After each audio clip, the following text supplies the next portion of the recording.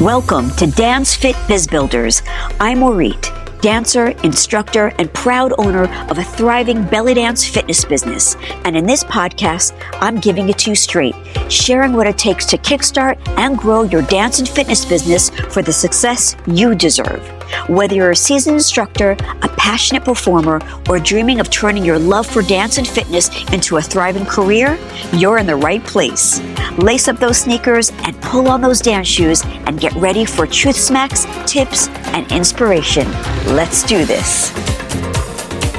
Hey there, and welcome to the Dance Fit Biz Builders podcast. I'm Orit, your host, and this is episode 82. I had the privilege of speaking to Suhaila Salampur, the legendary family of belly dance, yes, here in the United States.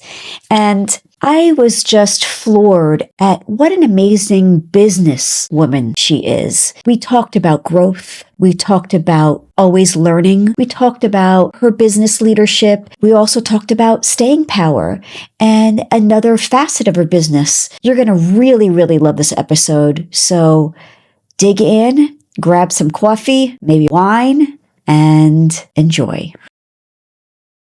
Welcome, Suhaila. Thank you so much for coming on to the podcast. How are you? Well, thank you for having me. I'm really well, and it's great to see you again. Suhaila, we have both dance, belly dance, fitness pros who listen to this podcast. And if you can let them know briefly, who are you, where you're from, and how did you become so goddamn famous? I thank you. Well, I'm a part of a legacy family, so I'm second generation. My mother, Jamila Salampur, is a pioneer in this dance form, and not just this dance form. I think what my mother was able to do business-wise, she was one of the first women to even own an Arabic nightclub in the United States. And, her love and passion for the dance, of course, extended to me, and it was something that we shared. And my mother founded the Salampur School in 1949. And we're in our 77th year. And I know. And I took over director of the Salampur School in 1985. So I've been director of Salampur School since then. And that was right after I graduated high school. My mom was like, here. I know. And now I work with my daughter, Isabella. Now we're in the third generation. And our focus is really lifting and trying to serve and document and archive movement and dance all from the Swana region, not just the Salampur specific methodology, which of course is our focus, and started the first certification program in belly dance, also the first online classes in any movement form, really. Now we have the Suhaila Salampur Institute of Online Education, which is where the certification program is now housed. We're busy. Wonderful. So we're going to get right into it. So now you guys know a little bit about Suhaila. So Suhaila, here's what's fascinating.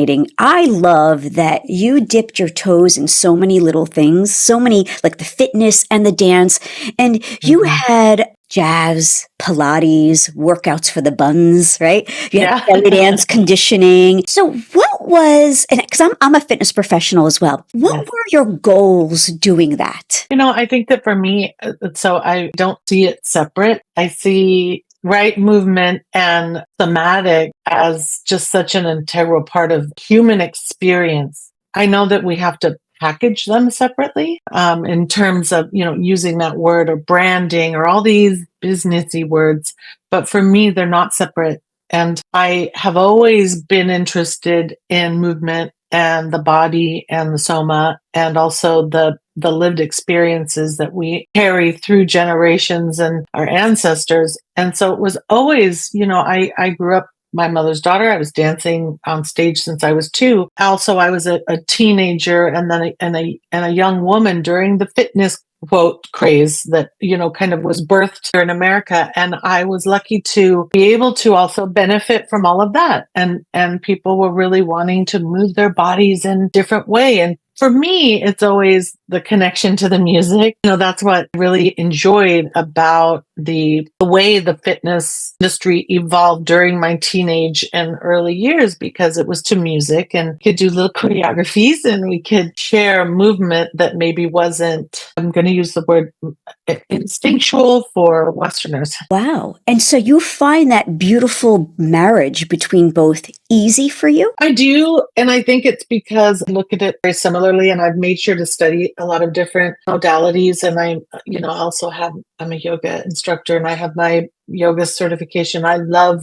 being a part of other systems. I love gyrotonics, and I love dance, all dance. Like I love all the Western or American forms, and as well as European. And then my specialty is the Swana region, those movement forms, and I try to focus on how they all connect. And I really enjoyed that. And I feel that the reason why I try to focus on the connection is because it helps me in being able to communicate with all different style or type of students. Yeah. I can see Bridging that. those gaps, bridging the gaps between movement, and Yeah. and I think it's fun because there's also like trends, and I've been around a long time, right? So I see the trends in fitness and different ways of talking, and I just love that now we can talk about somatics. And for me, I'm like, well, but that's always been a part of my movement form. It's not a new, way of looking at moving. We're always moving somatically, or the pelvic floor. I'm like, well, you want to talk about the pelvic floor? And I try to be very caring and sensitive to when I'm talking about things that have cultural context and when I'm talking about things that actually don't. And you can take the same movement and apply cultural context to something and then remove it and talk about it just thematically or basic anatomy and physiology of a movement and how it can benefit absolutely everybody, removed from its cultural context. And that's why I started a whole other wing to my business called Core Dimension. Core Dimension is without cultural context, and then there's the Salampour belly dance legacy. We're gonna talk about core dimension maybe a little bit later, but this is great. Yeah. Awesome. I love that. You're expanding. Nice. Yeah. So I can speak for myself. Maybe this was an East Coast thing. I don't know, but I got a lot of pushback fusing cardio fitness with belly dance. Did you? No. And I mean, geez, I worked at nightclubs 7 nights a week for over a decade. Like, there's nothing more cardio than like, of course, I'm just like, well, of course it would be a natural progression. I think it's wonderful when there's a certain type of physicality to movement. I mean, as we know, the endorphins and the way it makes you feel and the healing qualities of that. And I too, as you know, you've been to a workshop or two. I'm very cardio athletic, if we can use that word in my classes. And my students that actually went to the Middle East and started performing professionally as belly dance, they would thank me. They were like, oh my gosh, thank you so much for training us this way, because we could have never made it through our shows if we weren't doing those squats. Yes. And they thanked me. So I didn't get the same pushback as you did. And I'm sorry you went through that, because there should be, of course, the connect. Again, I'm always looking for connections. Yeah. I think maybe because I branded it that way, as opposed to you're coming from your mom, which is wonderful, which helps a lot. But I see that you're coming in from a cultural aspect, and then it's just, It was a natural thing for you just to add the drills and the cardio. It wasn't like Suhaila fitness. Right. I see what you mean. Mm-hmm. And I think that people should try to lift each other up and find the common goals and connection. So I'm sorry you went through that. But I didn't have that experience. And maybe it was because I am coming from the culture. And then also the other thing is truly working in Arabic nightclubs. I mean, my shows were so incredibly cardio and so exhausting. I mean, a short show was 45 minutes and usually they're 2 hours, and you have 3 costume changes, and you are really wrung out by if you are not, quote, in shape, you can't make it. Yeah, totally. So I would love to know about your methodology, your format. How long did it take you to tweak it and just get it perfect? Was it an evolution? Did you know how you wanted to structure it? Well, I don't think it's perfect, and I think it's still evolving, because I think perfect is the imperfect, right? Like it's always moving, and because it's dynamic. The work that my mother did, even in her primitive primary years, it continued to evolve and it continued to grow, and we were always evolving it together. And that's why being a member of the Salampour School is so important, because you continue with me to grow. You continue with the process. So if somebody says, oh yeah, I know the Salampour, I studied with Jamila in the 70s, you're kind of in a capsule of like, oh, that moment in time of that knowledge. Well, just like the fitness world. I mean, when I started teaching what we know about the body now and the physiology of movement and what safety and just basic health or nutrition, it's just so much, grown so much than in the 80s.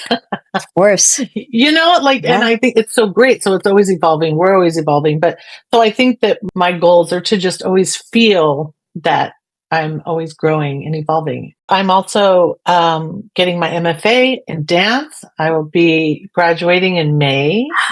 Congrats. Thank you so much. I never went to college. I graduated high school and went straight to the stage, straight to touring. And then when the pandemic happened, I was able to just focus on getting my BA. I got my BA in performing arts and I just went straight into my MFA and I'll be graduating in May. But I bring this up because I'm constantly trying to grow and evolve, and I don't feel in any way that, okay, got it, nailed it. Right. I'm really always working on myself and bringing all that into the Salimpore School. Wonderful. Yeah, we talk about that. Always keep learning as a business owner, as an instructor, as a performer. Wonderful, Suhaila. Thank you for sharing that.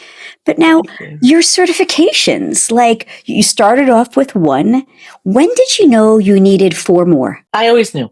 I always knew, and I really started the program because when I was little, my mom would be so disheartened by watching students take for 6 months or even 2 years and then go off and start teaching. And she felt really sad for, that lack of study. It was about the business or commodifying or objectifying or appropriating the culture, all those words, Mm-hmm. That was really hard for her. And then they would use her name and say, oh, I teach Jamila format or Salimpore format. And she would just hang her head and say, I wish I could be the one to say who can teach my work. And and she would say, I wish I could certify them. Mm-hmm. And I literally ding, like in my head, I was like, ding, okay, certify. And then I would look at, and I went through, different yogas and Pilates and gyrotonic and different systems. And also I was really moved by the martial arts system because the respect and the understanding and the history and the lineage and the levels of work, like when, you come in, even just the respect of the floor, like you bow before you walk out onto the floor, before you even begin your practice. I just love that. And of course I come from a culture where, you learned certain rituals and traditions that really hold and create place for multi-generations. And so I really loved how, you need to know like all this work, and then you take a test and you get your yellow belt. And then that you have to know this much work to then test to get your whatever's next, orange or whatever's next, And I really thought that was brilliant because there's a system and a structure, and it creates placement and acceptance and kind of like an openness for everybody's level. And I loved also that like if one person's outfit, right, their clothing is out of line, you all help fix it. And to me, that's about community. It's not actually about the belt not being tied correctly or anything. It's about, no, you look around and you make sure that you help each other and you're in community together. It's not just about you. So when I started to structure my program, I actually started backwards. So I started with the 5th level and then I worked down to level 1. Instead of starting at level 1 and then building up, I said, no, what are my goals? As an educator and as a mentor, and then I worked it to then what would be the best entry level. So then tell me, what was your process? What was your workspace like? Did you have like Post-its everywhere? All on the computer? Okay. So like what was interesting. How did you think about it? Did you have papers and papers of notes? Well, it all really it all started with my desire to change how I danced and my body and my musical interpretation. So it really wasn't to create a program. It was for my work to change. And I think that for me, at least, that was really authentic and organic. Like I almost had to be my own first student. And so I wanted my work to start on me first. And it was because the music was changing and it was coming out of the Middle East.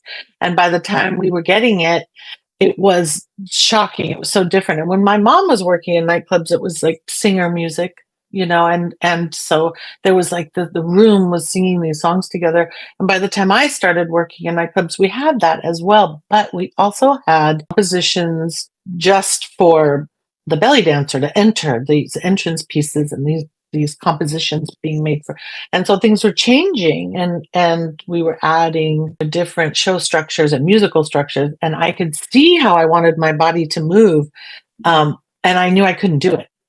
And because of all my Western training, and also my, the modalities that I was speaking and thinking muscularly and anatomically, I started to put well, if I want to do this movement or this vision, well, I have to kind of apply this knowledge that I'm getting in other forms. And if I can do that, and then I can dream a way of dancing, I can, kind of like I do with my program. I started with this incredible vision. I want to vibrate and do the splits at the same time. Well, how am I going to do that if I can't isolate my glutes? If I can't isolate my glute, well, then how boom, I'm on the floor doing glute squeezes. So that's how it started. It was this movement up here that I knew I couldn't do. And how do I break it down just to its core base level to build those muscles, so then I can go back up the staircase to do that movement. And so then I was writing and digging my own fingers into my body, and I would do a movement. And because what I was learning in fitness and other dance forms was that, if you can strengthen a certain area of the body, you can either get stronger in a movement, or you can control a movement. So I knew I had to go internally and down to the base of it all. And I just was taking notes. And then I brought I was 12 at the time. So I had these anatomy coloring books, and I was looking at the body, and I was digging my hands and then I was doing a figure 8, and I was like, well, I think what I feel is the opposite oblique actually is, and I was looking at my coloring book, and I brought all my notes into my doctor, and I'd say, here, I'm going to do a move, and I'm going to feel it, and tell me if it's the muscle, and so, yeah, that's how it all started. Wow, you're a unique 12-year-old. Yeah, I had a lot of time to myself, I guess. Wow, not the typical 12-year-old. You knew what you wanted to do. Amazing. Yeah, I could see it in my head. I could see how I wanted to move, and I couldn't move that way. And that was frustrating. And I think I also had so I was born really, really pigeon-toed. I'd trip over my own feet. And at the time, because this was the 60s, they put you in those Frankenstein shoes with the metal rods down the side of your legs, and you just lay there, couldn't walk. It was like the Forrest Gump contraption, right? Yeah. And it didn't work. And my mom was brilliant, because she said, well, this is not working. I'm just going to throw her into ballet, because all the ballerinas turned out. So she just kind of knew that, well, maybe ballet would help Suhaila be able to internally change the structure, right, of her. And it worked. And so I kind of grew up knowing that if I start internally, I can change the way my body moved. And so that's how it started. Yeah. I love how, not only did you learn anatomically and functionally what would make a movement work, what makes you strong, but now with belly dance, where it's something that is taught sort of improvisationally or intuitively, how did your mom feel about you really, really getting into the minutia of the move? The culture, it's always improvisational and passed down through family and community gatherings, and that's how it was in my household too. I mean, I remember, my family, my aunts, my grandma, my cousins waiting for the men to leave the house, go to work, and then they would just move the coffee table over, and it was their therapy. They would dance for each other, and the music would come on, no words. And the music would come on, and they would just dance for each other. So there's that aspect culturally, and that is important because it's the dance of the people and it's community based. And as well as it being a stage performance as well. And so what my mom did for her school is start a path and structure for those either not from the culture that wanted to learn these movements, or those that wanted to take it to the stage. So there's the stage version of it, and there's the home community version of it, right? And so they're always separate but connected completely. Hmm. And so that's the thing that I think a lot of students from the culture, when they come in to classes, they're like, well, right, I should probably go to the advanced class, right, because I'm from the culture. And I'm like, yes, like I totally get it, but it's a little different. And then they come to the beginner class and they're like, oh, this is structured. I'm like, yes, exactly. Like that is what this is. And you're probably an incredible home party dancer. And so don't lose that. Don't lose that juice. Just add to what you know. Don't take away, like, so yeah. But there's a difference. Has anyone of the culture who's come into your class as a student, or who knows, maybe even a family member, have they said that you're making it too rigid because you gave it sort of sequence? No, they're grateful.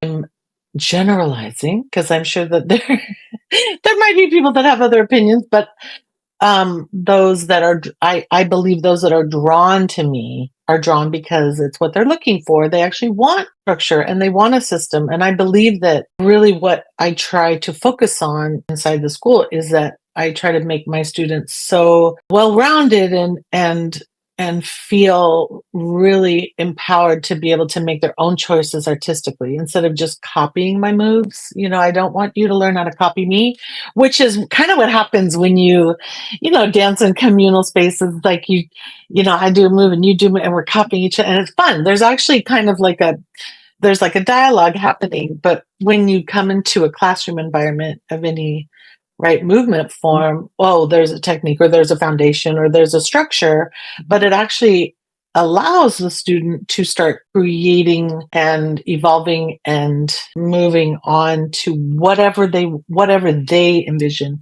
for themselves. Right. So I say I make you so strong you can look loose. So, I always say to my students, structure creates freedom. Totally. I feel that. Yeah. I love that. Exactly. I mean, and we know this, right, in other forms or even music, learning how to play guitar or learning how to play violin. You can pick it up and maybe have a few, notes that are beautiful to play. But if you want to maybe compose or move, there's other pathways that I think really you need the structure. Of course. Well, it's interesting you say that because my thesis is actually how colonization can create codification, the Salimport method. Yeah, that is my thesis. Colonization can create codification, and it is not just in this movement form.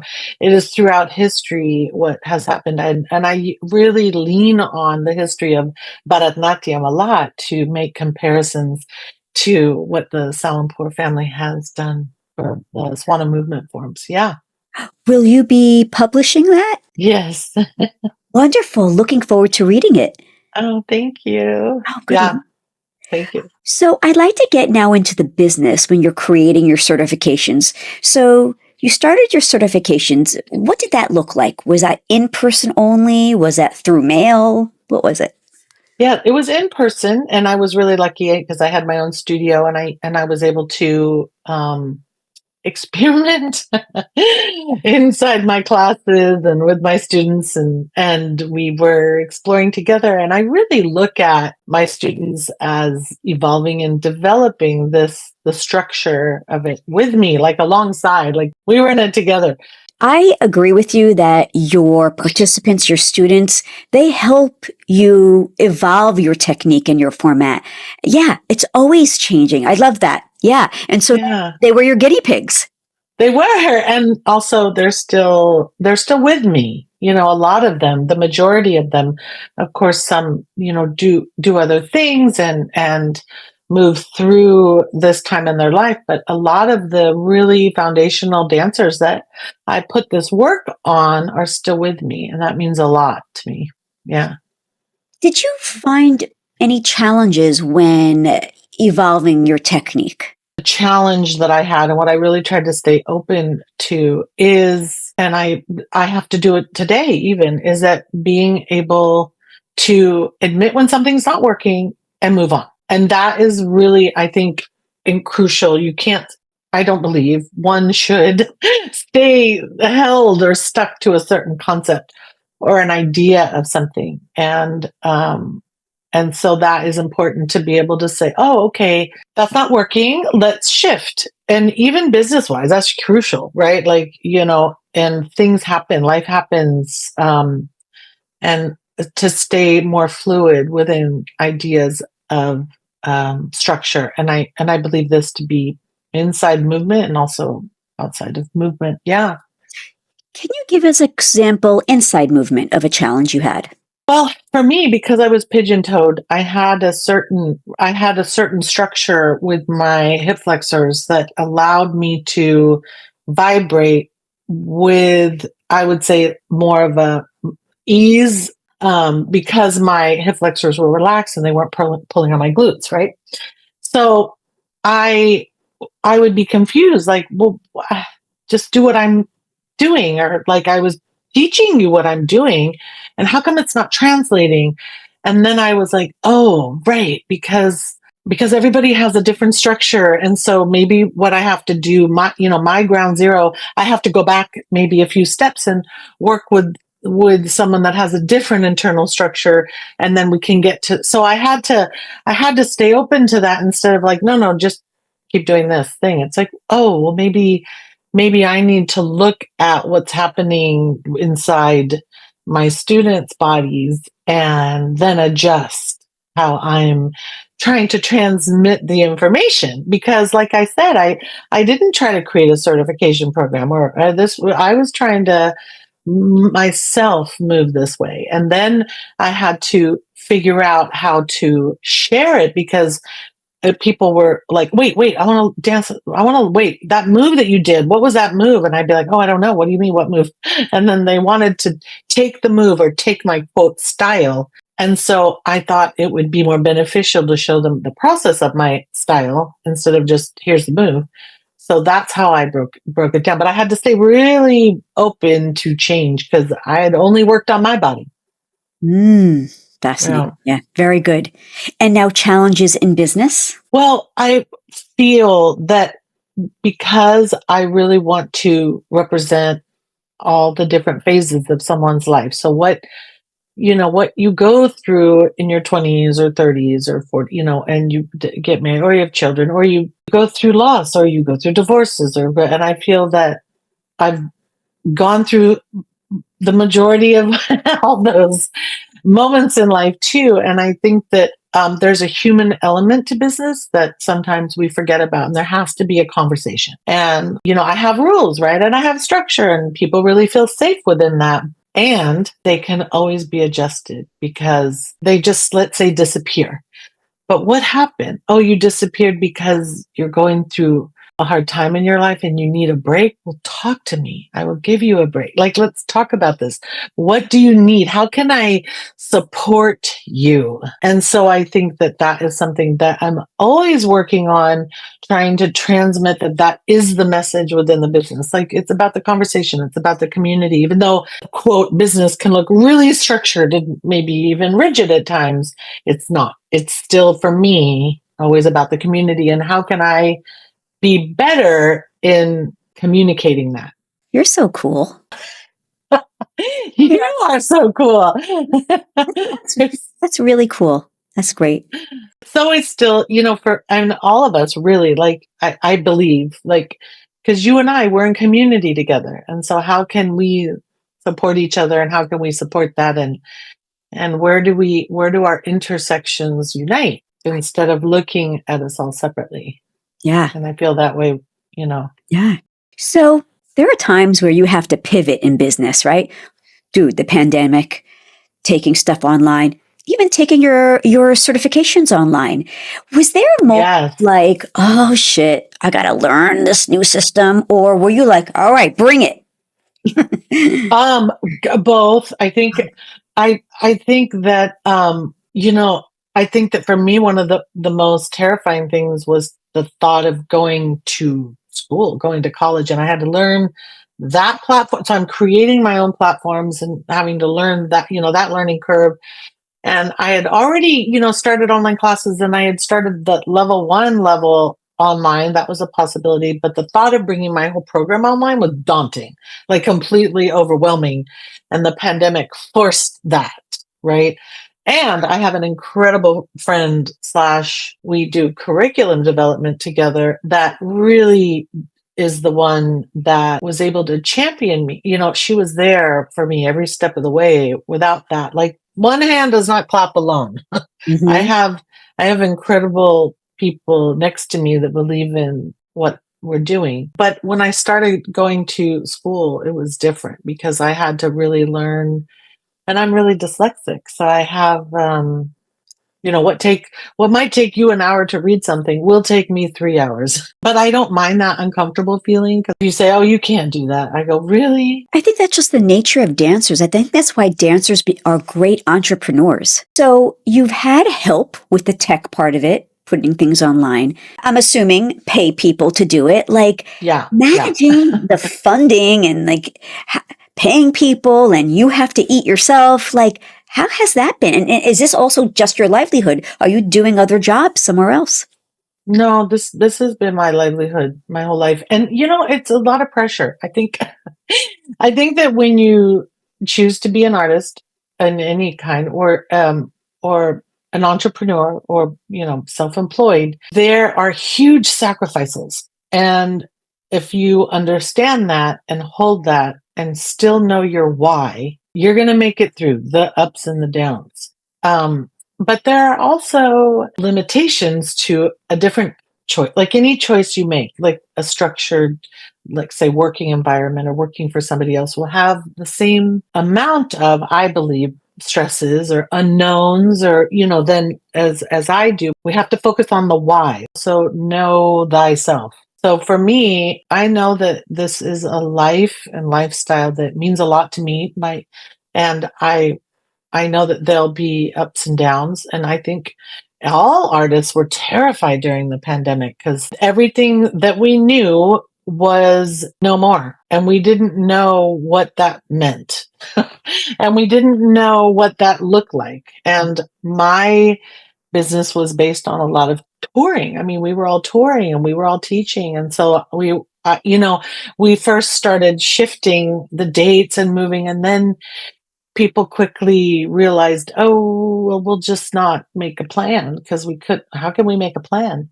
And then everything started. So there's a lot you have to be able to trust in the vision, and also know that if you need to make different choices for yourself or your family, then you need to make them. It's never an easy choice. Are you in the trenches of like emails and funnels and onboarding? Like when someone signs up for your certification online, do you have like an automation sequence, and what type of software are you using that hosts your website and your membership? Yeah, I mean, I love these questions. I have been through many, explored many different platforms, and right now the institute and my online classes, which is the library of work in the school, we use a really great platform called Learn World. It is a platform designed for um, educators, and I had issues with just platforms that just were kind of, they have these built-in funnels and built-in, which is great, but I keep going back to this concept of community and the actual communication, like the conversation. And I think that funnels are great. We use them and we decide how many to use. Like sometimes we use a bunch, sometimes we don't. But at the end of the story, honestly, even I don't know how you feel, but I know when I'm in a funnel and I just delete because I'm like, oh, right, this has been programmed. Right. Next, I do. I know that it's not a personal outreach. And so I'm uninterested. It's kind of funny, even though I have them in my business. But really, I have somebody that answers the emails and runs all of that because it's too much. And I have someone that runs the office, right? And so all the questions and the emails, and we're a small business. So, it's not 24/7, and there's limited times, but they're there and it's great. And then I have a certification coordinator, and that's somebody who will answer questions about those going through the certification program, like once you're already in, and and then I have someone that also works inside the platforms that can help answer questions. And yeah, so it's a team. And it's important because I feel that people need more than just me. And if I was just running everything and answering all the emails, well, first of all, I would just be miserable. Yeah. Again, know thyself. It's like I have to be honest, that whole aspect of things can be completely full time and plus. And then you'll have no time to create, no time to actually teach the class, no time to even listen to ideas of what's next. Like how do we grow? How do we evolve? So it can really suck your life. And I'm a big believer of having other people kind of be in the front of the business to answer emails and kind of, go through questions like this, and also social media. Then I have somebody that does social media. And so I have a little team. That's wonderful. It's the only way to do it so that you can grow faster. You have to. And also it's about the sanity. Forget the growth. It's about your sanity. Like at a certain point, I'm like, I don't even care if I grow. I just want to maintain and not do any of those things. But there was this moment in my career, and I remember because Isabella was just born. So it was like, years ago now, decades ago. And I wait for her to go down, right? She'd take a nap, and then I'd get on my computer. And it's because she's taking, and then I was like, okay, this is not going to work because this is not sustainable. I'm running around. I can't even rest. I'm like trying to throw loads of laundry in between answering emails, right? But I couldn't afford to hire somebody. And I was right there. It was like that there's always that moment where you say, okay, well, if I pay them, I'm not paying me. But you can't not. You try. You almost have to try. You have to jump that leap of faith, try to have, give yourself 6 months or whatever to be like, I have to try that moment of when you have to release the reins, but you truly have to release the reins, which is really hard because I also like things done a certain way. So I try not to micromanage because you have to say, well, maybe it won't be done like I would do it, but it'll get done. And so just that's good enough. And you have to walk away, or you'll never cross that line of into business. Yeah. Yeah. Yep. So listeners, I talk about this. Get help. Yeah. Do it. Go on up. Don't wait too long. Don't wait too long either. Don't write. Because, the other thing too is I had this one business consultant say to me one time, and I remember taking it really to heart. And they said, be really, really careful that you don't wait too long to get help, because what you love, this business that you love and you built, you will start to resent, and you don't even notice it happening because there's the mantra, well, I love this. That's why I'm doing this. Well, I stopped everything else in my life or quit a job I had that had security because this was my dream. And then all of a sudden you wake up one day and you go, I hate it. I know. So be careful. Yes. Get help. Yes. Suhaila, what I love? I have some Suhaila certified students who come into my world, and I've introduced them to your world. And it's so great. Like I have this one person, I think she's Suhaila certified 5, Marjorie from Belgium. Yeah, she got certified, and it's lovely. People are saying, "Wow, this is a great compliment." I'm learning different things here. I'm learning different things there, but I have to tell you, they adore you. You. Yeah. So that is really nice to hear. And I'm so glad. Also, I encourage them to go out and learn learn other things and learn and add to their basket of information. So that's great. Yeah. I just they love your certification, your process 1, 2, 3 to 5. They said it's life changing. You really learn about you as a person. When you get to level 5, I think there's some sort of I think a thesis of some sort that they have to. But wow, amazing. No, I mean, and that's my, for me, like I said, I don't want people to just learn how to imitate me or even my aesthetic. They need to learn how to stand on their feet and know what they want as artists. And the majority of my business, they're hobbyists. They don't get to level 5. They don't, 90% of, maybe 95% of my business is all hobbyists, but they want to be a part of the school, and they're members of the school, and there's a membership, to the school because they want to respect the culture and the family and the lineage. And it's really that makes me really happy because they're, most people that go into, let's say, martial arts, or they go in, they're not going to teach martial arts, but it's a part of their life that they want to respect the process in. And so that makes me really happy. Yeah. I definitely attract a certain type of student. Sure. Absolutely. Right. Like even my format's not for everybody. Is it? Yeah, Right. exactly. But I can see how our formats would complement each other because of the understanding of the body and yes, and the structure. Yeah. Absolutely. You've created such a great infrastructure, Suhaila. Brava on all Thank the you. work you've done and for the work that you do. Really. Thank you so much. Yeah, absolutely. It's So about making mistakes, learning from them, and then you move on. yeah, absolutely. It's about exactly. You've got to make the mistakes and learn from it. Absolutely. Yeah. And I wanted to go into your other brand, Core Design. Core Dimension. Oh, Core Dimension. Can you talk about that more? Sure. I was really moved in when I started to create the internals of the Salimpur methodology, being able to break things down.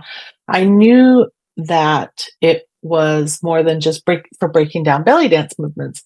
And I was really blessed early on in this process because I was on tour the first 10 after graduating high school. I was just on tour for 10 years, working 7 nights a week. Right?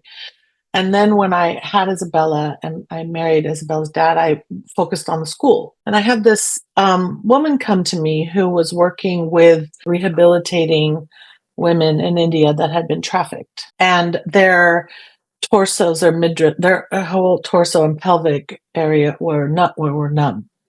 And she really believed that fundamentals level 1, that understanding and that work would really help them to wake up these nerve endings and but she was really, really concerned about the word belly dance or the cultural context or and so I knew in my heart at that moment that my work could benefit beyond cultural context, but I didn't feel comfortable keeping it in the under the umbrella of belly dance. And so I really felt, because we're working with our core and all the dimensions that holds, and all the memory it holds, and all the history it holds. And so I thought, and core dimension is now a very integrated part of the Salimpur School, and it is the fundamentals and the foundation of the work that you learn, and it can be used. And of course, I did train this woman, and she did go to India and work with these women that were trying to rehabilitate their lives. And I was so honored that the work could transcend, and move beyond. And really, it, for me, was at the heart too of what I love to do, and that is to heal and to be in community and storytell, and a part of the story of this method and this family that I'm part of and feel is this work that I feel goes beyond just being a belly dancer or wanting to belly dance. And so I feel really strong about also the wing of the school and the business called Core Dimension, because it can be used for all different reasons, not just learning how to belly dance. And so that's how it started. Amazing. And what a way to, and I'm just thinking, this is wonderful, but what a way business-wise to now sort of like expand more, because now you've got lasting power. Right. And beyond, like, it's like, I know I have a student of mine who just contacted me recently, and she's a therapist. She's a dance therapist. And this client of hers came to her and has literally like chronic pain. And she was working with her client on the glutes, and the glute work was really the only thing giving her relief. And so you can take these concepts out of the cultural elements and just individually use them for healing, and medicine, which actually is even what it's used for inside the culture too. But I think that there's right, but whatever your relationship with the word belly dance is, or the Middle East, or Swana, whatever your relationship with it, or the Orientalist concepts, the Hollywood, whatever it is, it will taint your relationship with the movement. So to bring it into under a whole other umbrella was important, so people could use the method for how they need. I am so excited for you. Thank you. Even chiropractic, even gynecology, whatever. Yeah. Every pelvic floor workshop I've been to in different modalities, I'm like, this ain't nothing. I'll tell you about a pelvic floor. What we can do is so special, really. Yeah. So it's amazing. Yeah, it's exciting. And also I'm looking forward to being able to share that with people. But because we're such a legacy family, the Salampours, we are very much, and my life's work is to being able to share my culture and make sure that through dance and music is where we can bridge and hold hands in the world right now, especially when so much can divide us. Movement and art is what can join us, and so I'm really dedicated to that. But we also have Core Dimension. Wonderful.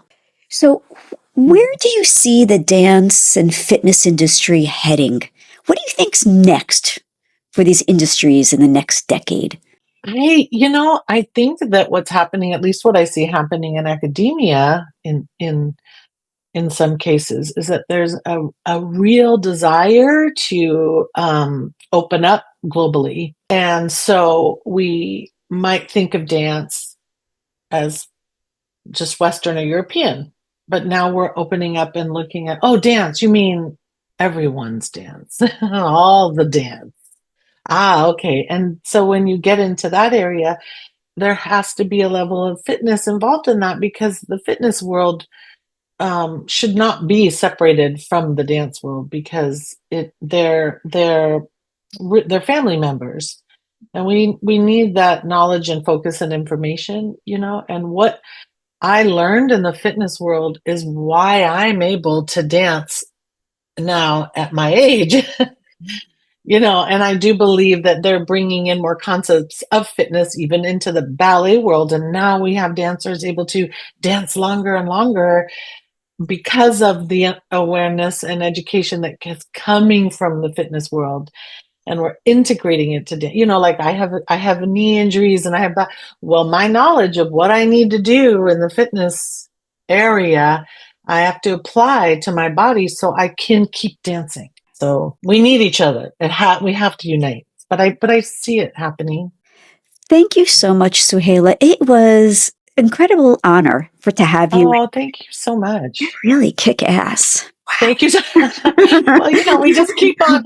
A friend of mine said, it's not about, it's not about winning or losing, but it's about longevity and the test of endurance. And we keep going, and there's good years and bad years. Like we go through things. I mean, we go through life. When my mom passed away, it was so hard for me to function and move through this next phase of my life without my mom, and also the next phase of my business without my mom. And we just keep moving forward. Suhaila, I would love for you to take us out with our signature outro. All right, folks, until our next episode, go and kick some ass. Yes. Thank you. Thank you. Thank you. Thank you so much. It was great.